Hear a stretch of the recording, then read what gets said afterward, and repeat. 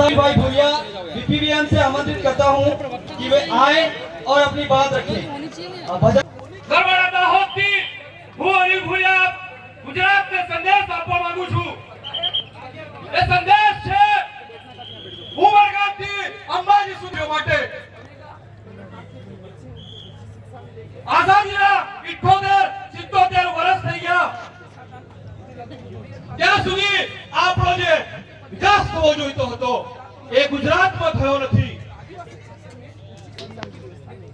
પાંચમી છઠ્ઠી અનુસૂચિ હોય તો ગુજરાત સરકારે લાગુ કરી નહીં। રૂઢિગત ગ્રામસભા હોય તો એને લાગુ કરી અથવા કરવા દીધી નહીં। અત્યારે દવાના જમીનોના સંરક્ષણ મળેલા છે, શું જમીનોને સંરક્ષિત કરી નહીં? ઇમ્પ્લિમેન્ટ થયું નહીં। જળ હોય, જંગલ હોય, જમીન હોય, આરક્ષણ હોય, શું આ લાગુ થયું નહીં? એટલા માટે ભીલ પ્રદેશ જોયે છે આ ગુજરાતના લોકોને, આદિવાસી લોકોને હું સંદેશ હોય કે જંગલ ખાતાના અધિકારીઓ આવી અને એને ઢોર માર મારે છે। એના સામે કોઈ આગેવાન, કોઈ નેતા બોલે છે તેને 7-7 વર્ષની સજા ફટકારવામાં આવે છે। જમીનો છીનવવામાં આવેલી છે। દિલ્હીથી મુંબઈનો ઇકોનોમિકલ કોરિડોર કાઢવામાં આવ્યો ત્યારે ગુજરાતના આદિવાસીઓની જમીન પાણીના મોલ પર લઈ લીધી। ત્યાં અમદાવાદથી મુંબઈ સુધી બુલેટ ટ્રેન કાઢી ખાલી થાંભલા રોપ્યા। એના માટે પાટીદાર સમાજના લોકોને કરોડોનો મુઆવજો આપ્યો। સાપુતારા હોય, કેવડિયા હોય, સ્ટેચ્યુ ઓફ યુનિટી હોય કે રોડ હોય, એ દરેક જગ્યાએ આદિવાસી વિસ્થાપિત થયા।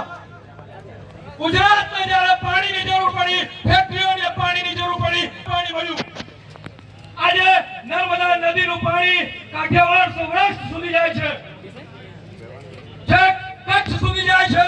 હજારો લોકો આદિવાસીઓની ક્લાસ 1, 2 ની, ક્લાસ 3 ની નોકરીઓ લઈ લીધી। 40% અને 60% ક્રાઇટેરિયા સરકાર લાવી ગુજરાતમાં અને એના માધ્યમથી આદિવાસીઓની નોકરી 11 શિક્ષકોમાં 148 સીટો ખાલી ગઈ। સરકારો અને તંત્ર વ્યવસ્થા એને ન્યાય નથી આપતી, ત્યાં પણ નોકરીઓ છીનવાઈ રહી છે। યુનિવર્સિટીઓ, કોલેજો આદિવાસીઓના નામ પર બનાવવામાં આવે છે, હજારો રૂપિયા લૂંટવામાં આવે છે અને આ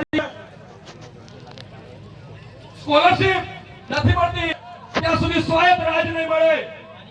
એટલા માટે ગુજરાતના 1 કરોડ આદિવાસીઓને હું આ મંચ પરથી, આ પવિત્ર ધરતી પરથી સંદેશ આપવા માંગુ છું કે બાપ દાદાની, પૂર્વજોની આ જાજમ વ્યવસ્થાથી આપણે નિર્ણય લેતા થઈએ અને તે દિવસે આપણને આપણું ભીલરાજ મળશે। આ પારકી પાર્ટીઓ અને પારકા સંગઠનોમાં આપણું ક્યાંય કશું ભલું થવાનું નથી। જોહાર, જય આદિવાસી, આપ સર્વને ક્રાંતિકારી જોહાર, જય ભીલ પ્રદેશ। Thank you.